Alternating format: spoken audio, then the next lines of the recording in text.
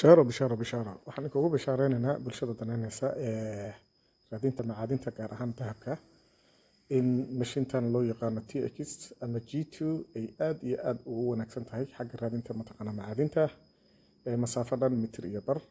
haddaba mashiintan G2 waa mashiin aad iyo aad ugu caan baxday kala saarista macaadinta, sidaas oo kale waxaad awood u yeelanaysaa inaad mataqaana biraha aan loo baahnayn aad iska saari karaysid, isla markaasna dahabka iyo biraha qaaliga aad yaad mataqaana masuuta saaran karaysaa.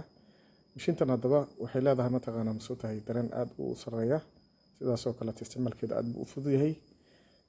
mashiintu waxay aad ugu sareysaa maxaan ku raadayay isticmaalkeeda aad buu u fudud yahay, wax dhibaato mataqaana masuuta kale ma kulmaysa insha Allah taala. damaarad bay leedahay.